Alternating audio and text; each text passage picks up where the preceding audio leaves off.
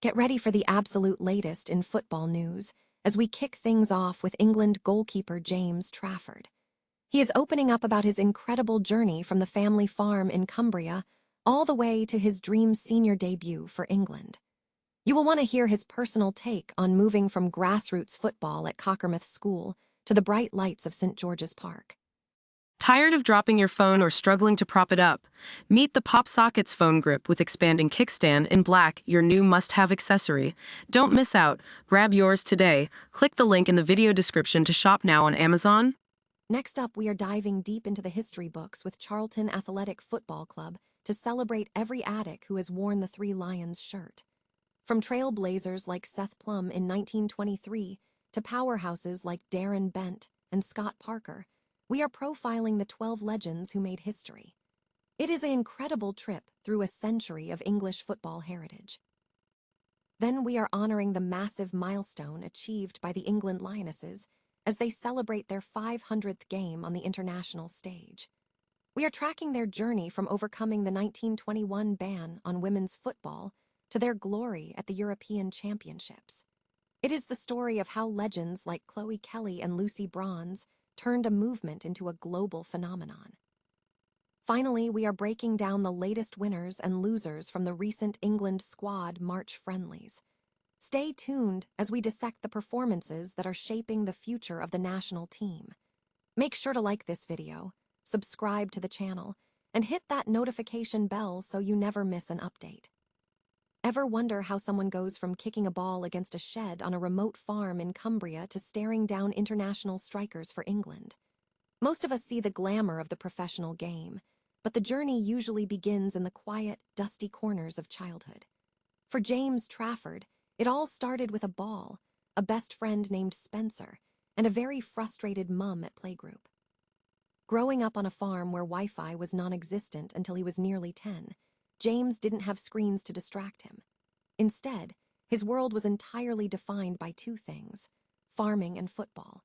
Whether he was firing shots at his parents or using the side of a shed as his personal rebound wall, that isolation actually became his greatest coach. It is a fascinating reminder that sometimes the lack of modern distractions is the ultimate breeding ground for focus. His formal start came at a local school, paying £2 for 2 hours of training. But the pivot point, it wasn't some grand scouting report. It was a coach forcing him to play an away game against his nerves. That one-car ride to Cleator Moor changed everything, leading to a trial at Carlisle where he eventually stepped into the goal because the primary keeper was absent. Just like that, his path was set. Had he not made that switch, he says he would just be working the land with his family today. James's rise through the England youth ranks wasn't a straight line either, but he held on with a tenacity that speaks volumes. Watching him transition from those freezing camps at St. George's Park to earning his senior cap against Uruguay, a moment he describes as a true dream come true, is a testament to the power of persistence. He has now collected a cap at every single age level, a badge of honor that few can claim. It's a career built on farm-grown grit and the refusal to let one missed opportunity define him. If you enjoyed hearing the humble beginnings of your favorite stars, make sure to hit that subscribe button and let me know in the comments. What do you think is the most underrated trait a young athlete needs to go pro? Keep chasing your own goals, because every big story starts exactly where you are right now. Ever wondered who the true icons are that bridged the gap between the humble surroundings of the valley and the hallowed turf of Wembley for the Three Lions? Throughout its 121-year history, Charlton Athletic has produced a proud lineage of England internationals, 12 to be exact, who have had the honor of wearing the shirt. Today, we're peeling back the curtain on these legends. Our journey kicks off in 1923 with Seth Plum, the trailblazer who became Charlton's first-ever full international. He paved the way for Harold Miller, who, just weeks later, etched his name into the books as the first addict to score for his country. It was a golden age of sorts, but the stories only get more fascinating from there. Take George Armitage, for example, a titan of a defender who balanced business life with elite football, or Harold Hobbs, whose goal-scoring record stood for nearly 2 decades. We can't talk about legends without mentioning Don Welsh, the only man to captain the Addicts to an FA Cup triumph, who later proved his class on the international stage with a vital goal in Romania. The timeline takes a fascinating turn in 1953, when Derek Ufton became the first to represent the club at the new Wembley, featuring in a legendary 4-4 draw against a FIFA-assembled rest of the world side. Fast forward to the modern era, and names like Chris Powell and Scott Parker leap off the page. Powell made history as the oldest debutant in his era, while Parker, a product of the Academy conveyor belt, showed the world the technical brilliance that started in SC7. Finally, we reach the most capped of the lot, Luke Young, who held down the defensive fort with 7 appearances in 2005, and the lethal Darren Bent, who remains the last Charlton player to earn a full cap in 2006. From the early days of the 20s to the Premier League era, these 12 men are the pulse of Charlton's international heritage. Which of these Attic legends do you think was the most underrated on the world stage? Let us know your thoughts in the comments below, and make sure to subscribe so you never miss a deep dive into the history of the beautiful game. Thanks for watching, and keep that Charlton spirit alive. Imagine being told that the sport you love is most unsuitable for you.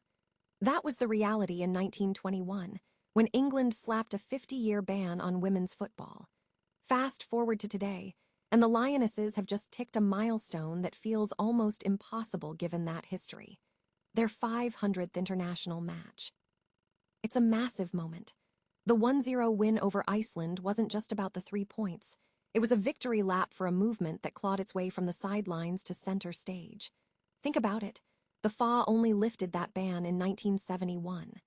Just a year later, the team played their first official match against Scotland. Back then, they were playing for a few hundred people. Today, they're selling out Wembley. The journey wasn't a straight line. It took decades of grit, from their major tournament debut in the 1984 Euros to the professionalization era of the 90s under leaders like Hope Powell. Remember 2015? That bronze medal in Canada felt like the dam finally breaking. Suddenly, names like Lucy Bronze and Steph Houghton weren't just athletes, they were national icons. Then came the magic of 2022. Chloe Kelly's goal at Wembley didn't just win the Euros, it fundamentally changed how the nation viewed the women's game.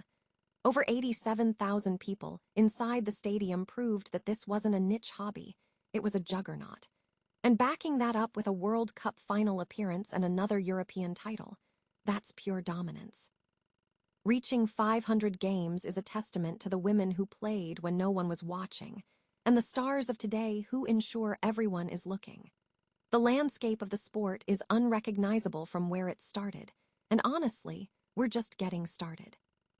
If you enjoyed this look back at the Lionesses' incredible legacy, hit that like button and subscribe for more deep dives into the stories that shape the world of sport. We want to hear from you. Who was the player that first got you hooked on the Lionesses? Let us know in the comments below, and keep watching, because the next 500 games are going to be even bigger. Ever wondered who actually punched their ticket to the Euros during those frantic March friendlies, and who saw their dreams go up in smoke? It is the age-old dilemma of international football, the fine line between a breakout performance and a complete selection nightmare. Let's start with the winners. Some players didn't just show up. They grabbed the manager by the collar and forced him to take note. We saw tactical versatility that was previously just a pipe dream, and newfound chemistry that honestly looked like it had been brewing for years rather than days. These guys took the pressure, turned it into a diamond, and are now essentially locked into that final squad list. But then we have to talk about the losers. And this isn't just about bad form. It's about those who had the chance to seal their fate and, quite simply, drop the ball. Whether it was a tactical misstep or just a lack of sharpness at the crucial moment, the window for these players is slamming shut in real time.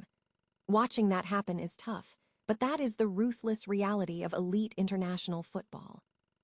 Ultimately, March taught us that Gareth Southgate's plans are far more fluid than we give him credit for. It is not just about the names on the shirt. It is about how those names function under the bright lights when the intensity shifts. So, who do you think still has a path back into the starting 11? Drop a comment below with your hot take, and make sure to subscribe so you don't miss our deep dive into the final roster projections. Remember, in football, momentum is everything. Until the whistle blows, nobody is truly safe.